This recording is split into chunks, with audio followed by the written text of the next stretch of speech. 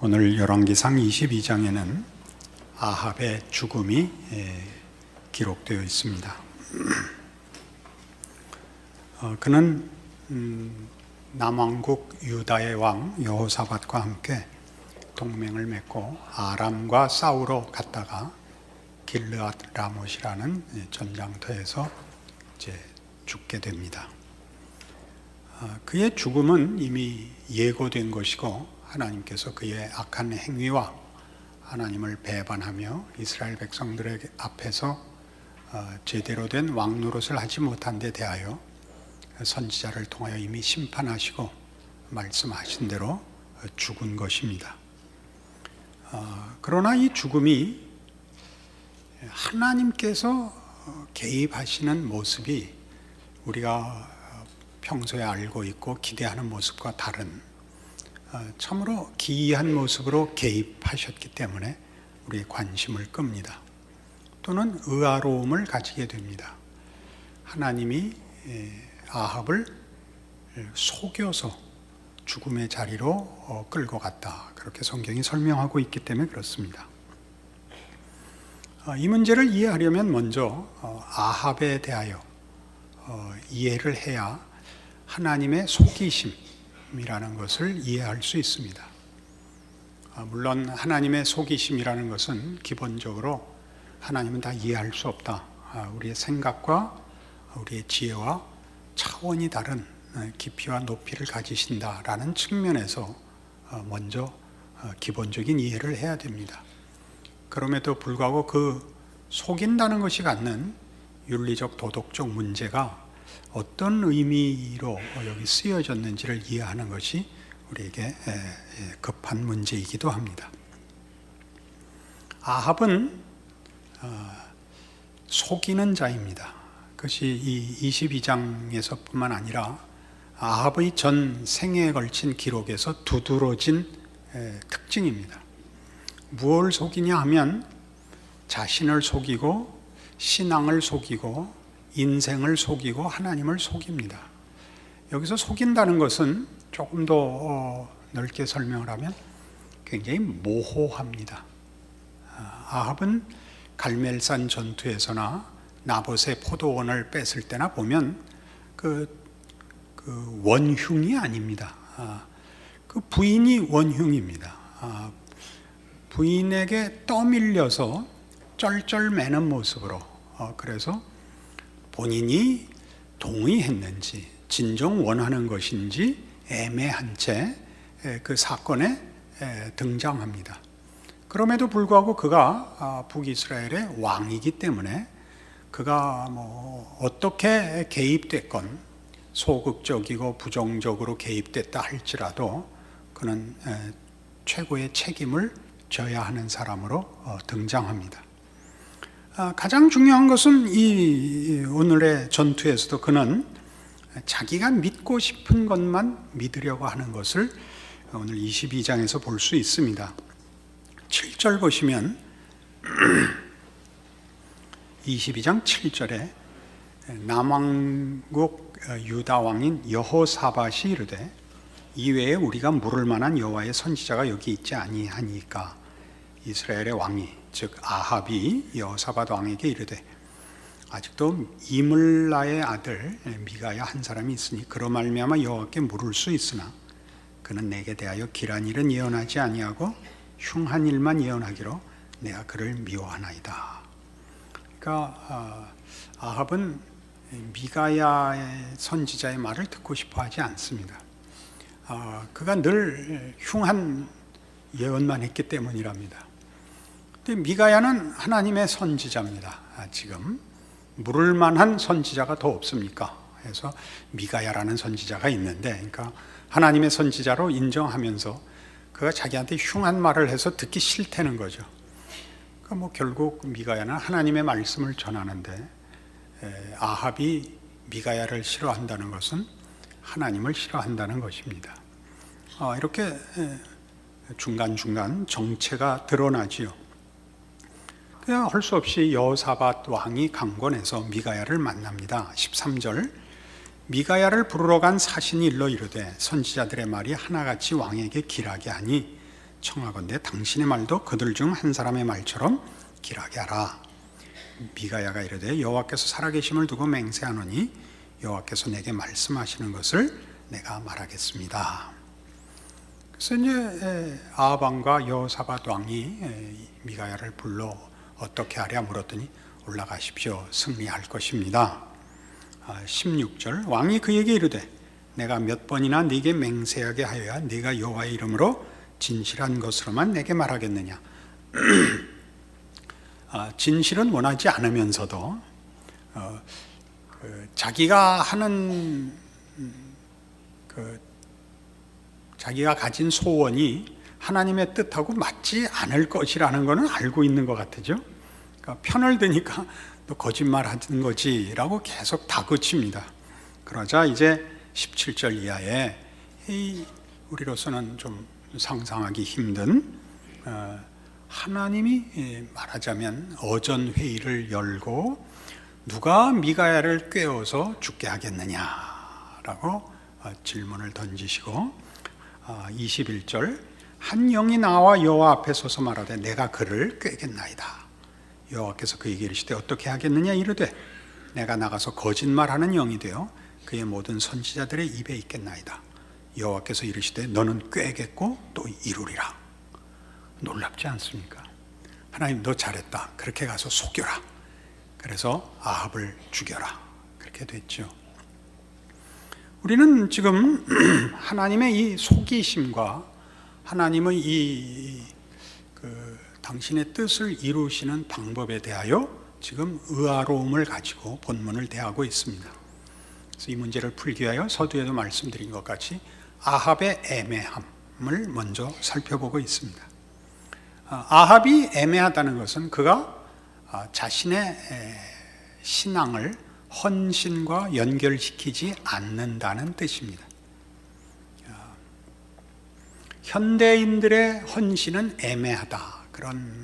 그렇게 표현할 수 있습니다. 현대인이라는 것은 21세기를 사는 우리, 혹은 조금 넓혀서 20세기부터 사는 이 세기 말에 사는 사람들이라는 뜻이기보다 중세 시대가 끝나면서 서구 역사, 기독교 역사를 중심으로 얘기해서 그렇습니다. 권위와 질서가 무너진 다음 세대는 다 현대라고 합니다. 현대라는 세대는 더 이상 절대적인 권위자나 진리라는 근거가 없이 각자가 자기 판단과 결정으로 사는 시대라는 뜻입니다. 이 시대는 자기가 자기의 주인으로서 자유를 누리지만 따지고 보면 불안한 시대입니다. 왜냐하면 우리 인간 개인은 자기 자신의 존재와 인생을 책임질 만한 실력이 없는 줄 본인이 알기 때문입니다. 그래서 늘 뭘 믿는다고 얘기하지만 헌신을 할 수가 없습니다.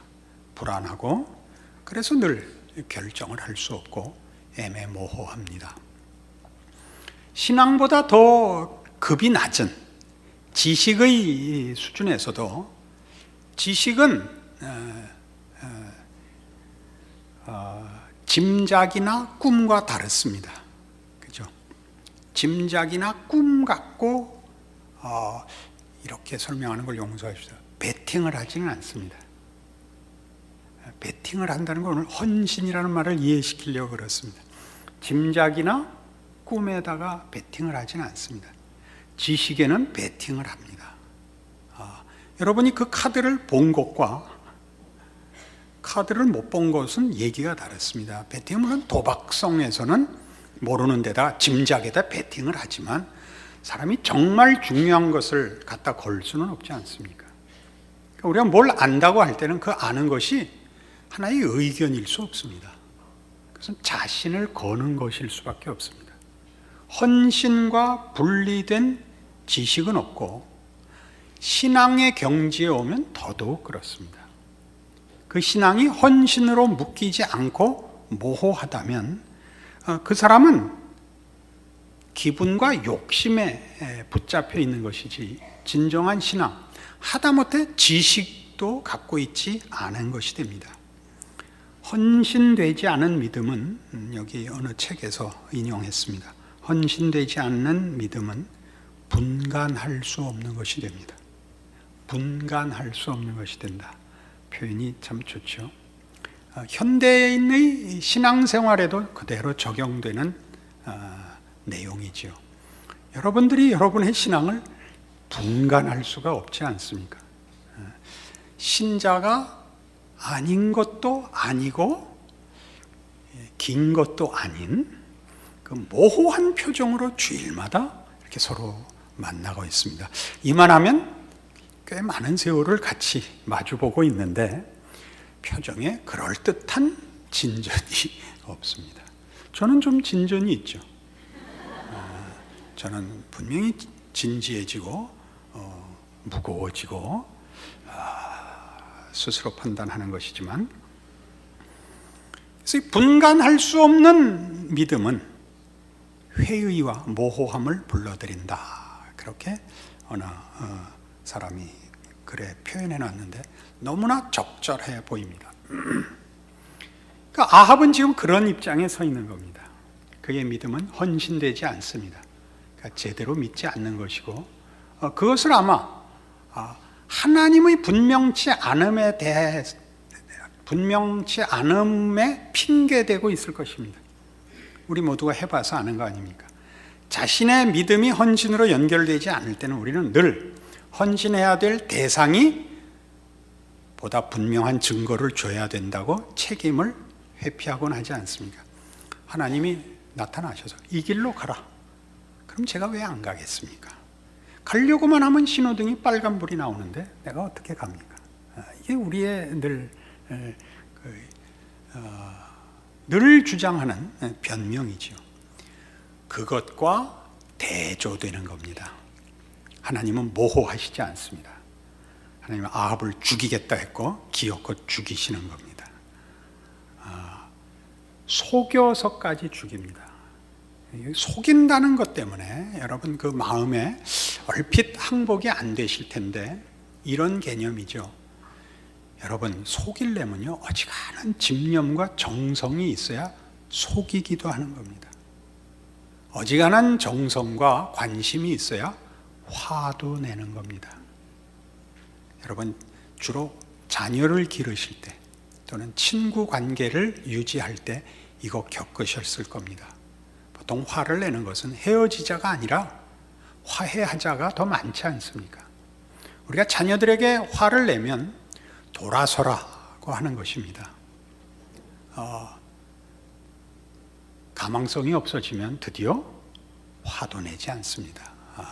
화도 내지 않고 밥도 잘 안 해줄 뿐만 아니라 어르지도 않습니다. 너 10등 안에만 들면 내가 너 가고 싶은데 다 보내줄게.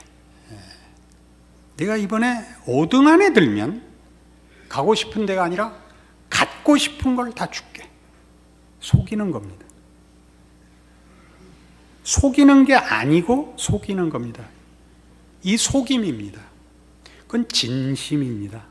부모된 자의 진심입니다. 내가 무엇인들 널 못 해주겠냐? 너 이렇게만 해라. 이거 아닙니까?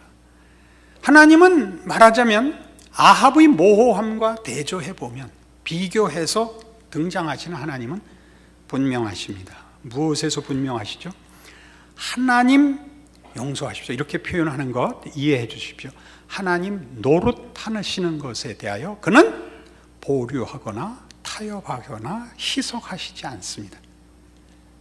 그는 늘 진정하게 하나님이시고 그 통치를 이루십니다. 개입하시며 간섭하시며 열심으로 그 뜻을, 그 의와 자비를 기어코 달성하십니다. 이것이 속이는 하나님입니다. 그럼에도 불구하고 만일 여러분이 이 속이는 하나님에 대해서 마음에 들지 않는다면, 이 표현이 마음에 항복이 안 된다면 다른 표현을 하나, 이거와 대등한 표현을 하나 더 쓰면 여러분이 금방 마음에 은혜와 항복이 있을 겁니다. 하나님의 하나님 되심과 우리와의 관계를 위하여 죽으실 수 있는 하나님입니다. 하나님은 죽이시는 하나님으로서만 자기의 진정성을 보이지 않고 죽으심으로 당신의 진정성을 보이신 하나님입니다. 하나님은 우리를 위하여 죽으실 수 있습니다. 죽으셨습니다. 죽음의 자리에 찾아오십니다. 여러분을 결코 놓아두지 않으십니다. 하나님은 여러분을 위하여 죽으십니다. 죽이실 수도 있습니다. 이 부분을 너무 놓치지 마십시오. 하나님은 은혜와 자비의 하나님이시며 사랑의 하나님이시고 무한한 권능과 능력으로 우리를 지키실 것입니다. 그러나 두려워해야 할 하나님입니다. 공포의 하나님이라는 뜻이 아닙니다. 하나님은 하나님의 뜻을 대강 이루시지 않을 것입니다. 여러분을 필요하다면 죽이실 겁니다. 이 죽인다는 거 여러분 잠시 생각해 보시면 우리 모두가 경험한 것일 겁니다. 여러분 하나님을 만나고 예수를 믿는 과정에서 하나님이 우리를 죽음의 문턱이 아니라 죽음에 담갔다 꺼냈다는 사실을 경험하지 않는 사람은 거의 없을 것입니다. 우린 죽었었습니다. 우리가 누군지를 봤고 우리가 행한 것의 결과를 본 사람들입니다. 예수 안에서 구원을 얻었죠. 지금은 예수 안에 있어서 내가 살고 있지 나는 그 전에 죽었습니다. 본인들이 납득하는 것입니다. 내 모습, 내 실력, 내 계획, 내 욕심에서는 더 이상 삶이 유지될 수도 가치가 있을 수도 없었던 존재였는데 예수 안에서 딴 사람이 됐죠. 내가 변했다, 구원을 받았다라는 내 중심적인 표현으로 쓰지 마시고 나는 그때 죽었고 지금 살아있는 건 하나님이 예수 안에서 새로 만든 나라는 존재다. 그때와 나는 다른 사람이다. 변했다가 아니라 따르게 지음을 받았다. 그렇게 얘기할 수밖에 없죠. 하나님은 우리를 구원하기 위하여 당신의 자녀로 삼기 위하여 우리를 죽이셨습니다. 우리를 죽이셨습니다. 우리는 이 문제가 즉 하나님의 진정성, 하나님의 하나님 되시는 진정성과 우리를 향한 그 뜻과 기쁘심의 진정성에 대해서 오늘 여기서 배우는 겁니다. 속이시는 하나님, 죽이시는 하나님, 죽으시는 하나님을 봅니다. 이것은 이 본문 하나 놓고 할 수 있는 얘기는 아닐 수 있습니다. 다른 증거를 하나 찾겠습니다. 창세기 32장입니다. 창세기 32장 23절 그들을 인도하여 시내를 건너가게 하며 그의 소유도 건너가게 하고 야곱은 홀로 남았더니 어떤 사람이 날이 새도록 야곱과 씨름하다가 자기가 야곱을 이기지 못함을 보고 그가 야곱의 허벅지 관절을 치매 야곱의 허벅지 관절이 그 사람과 씨름할 때 어긋났더라. 그가 이르되 날이 새려하니 나로 가게 하라. 야곱이 이르되 당신이 내게 축복하지 아니하면 가게 하지 아니하겠나이다. 그 사람이 그에게 이르되 내 이름이 무엇이냐? 그가 이르되 야곱이니이다. 그가 이르되 내 이름을 다시는 야곱이라 부를 것이 아니요 이스라엘이라 부를 것이니 이는 내가 하나님과 및 사람들과 겨루어 이겼음이니라. 잘 아시는 약복나루에서 야곱이 하나님과 씨름한 장면입니다. 하나님께서 야곱에게 씨름을 거십니다. 언제나 이 사건의 주인공은 하나님이십니다. 야곱의 고집을 꺾으러 오신 것으로 보입니다. 야곱이 하나님께 밤새도록 메어 달려 축복을 구하여 얻었다기보다 하나님이 야곱의 고집을 꺾으며 하나님과의 관계를 회복시키려는 사건으로 보여집니다. 그러나 하나님이 그 일을 실패하십니다. 여기 있는 대로 25절에 자기가 야곱을 이기지 못함을 보고 입니다. 그래서 그의 허벅지 관절을 꺾어 나 이제 간다. 그러자 야곱이 뜻밖의 당신에게 축복하지 아니하면 가게 할 수 없습니다. 그러니까 사건은 이렇습니다. 하나님은 야곱을 복주기를 원하십니다. 그렇게 약속하셨습니다. 그가 태어나기 전부터 그 부모에게 한 약속입니다. 야곱이 베델에서 그 외삼촌 집으로 피난을 갈 때 베델에서 밤에 그를 만나 주시고 그에게 복 주신 하나님입니다. 야곱은 하나님이 주신 복과 하신 약속에 걸맞게 살지 않습니다. 그는 외삼촌 집에서 이제 거부가 되었지만 그 형제들에게 미움을 받고 거기 더 이상 있지 못하고 돌아옵니다. 돌아오지만 형은 갈 때부터 야곱은 에서의 낯을 피해서 생명을 구하려고 도망갔던 사람입니다. 형은 아직도 화해할 기미가 없습니다. 그는 이 약복 나루터에서 밤새 고민하다가 하나님의 씨름을 당합니다. 하나님이 너 이래선 안 된다, 항복해라. 야곱은 끝까지 버텨냅니다. 그래? 그렇다면 할 수 없다. 나 간다. 복은 주고 가셔야죠. 이렇게 된 장면이다 말하자면. 그런데 하나님이 뭐라 그러시냐 하면 그래 네가 이겼다 라고 했단 말이에요. 참 기이하지 않아요? 하나님은 우리를 복 주시기 위하여 지실 수 있다 그렇게 얘기합니다. 여러분 이거 남용하시면 안 됩니다. 하나님은 결국은 복 주지 않고는 못 베기신다.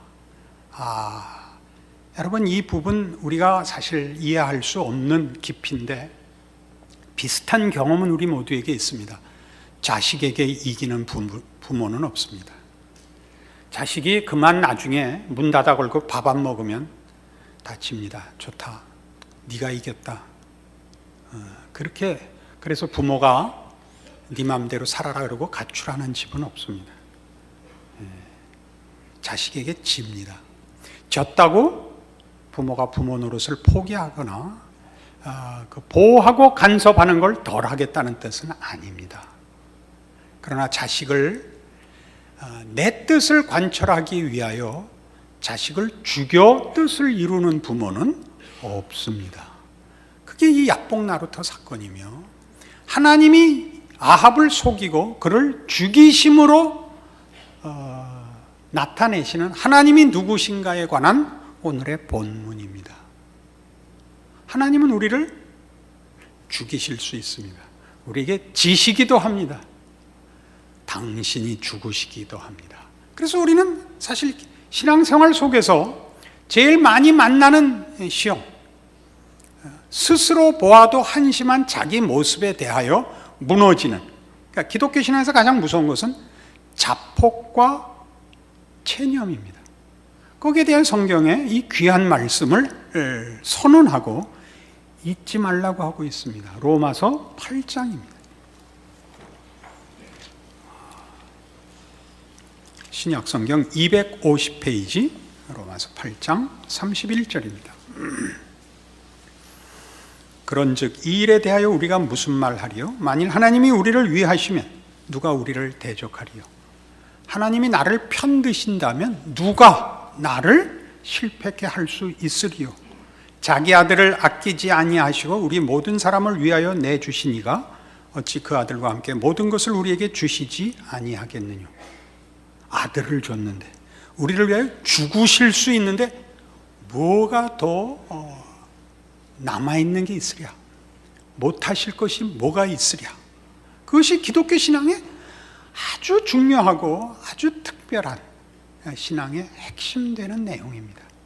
그래서 우리는 이 위로와 이 약속으로 인하여 마음의 큰 위안과 우리 신앙의 큰 힘을 얻습니다.